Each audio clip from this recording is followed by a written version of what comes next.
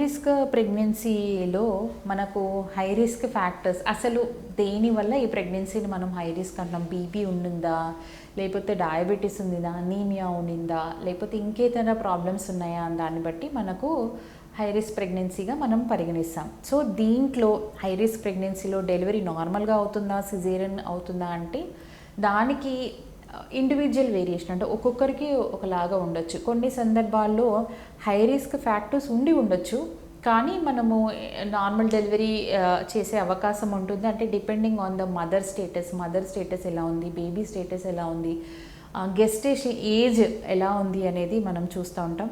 ఇప్పుడు suppose diabetes in ప్రెగ్నెన్సీని మనం high risk అని పరిగణిస్తాం, కానీ అన్ని షుగర్ లెవెల్స్ నార్మల్గా ఉన్నాయి, మెడికేషన్ ఏం అవసరం లేదు, ఓన్లీ న్యూట్రిషన్ థెరపీ మీదనే కొనసాగుతుంది అంటే మనము డెలివరీ అనేది నార్మల్ డెలివరీ కూడా ట్రై చేస్తాము. అదే బీపీ పేషెంట్స్కి కూడా అన్ని ఫ్యాక్టర్స్ బాగున్నాయి, బీపీ కంట్రోల్లో ఉందంటే మనం నార్మల్ డెలివరీకే చేస్తాము. కానీ కొన్ని సందర్భాల్లో హై బ్లడ్ ప్రెషర్స్ ఉన్నాయి, ఏదైనా పరిస్థితిలో తను ప్రోటీన్యూరియా ఉంది, తనకి రిస్క్ ఫ్యాక్టర్స్ ఉన్నాయి, అంటే ఎక్లాంప్సియా ఫిట్స్ వచ్చే అవకాశం ఉంది అన్నప్పుడు మాత్రం నార్మల్ డెలివరీకి మోస్ట్లీ మనము ట్రై చేయకపోవచ్చు. అలాంటి సందర్భాల్లో సిజేరియనే అవసరం పడవచ్చు. సో అది మనం నార్మలా సిజేరియనా అని చూసుకుంటే అది పర్సన్ టు పర్సన్ వేరియేషన్ ఉంటుంది.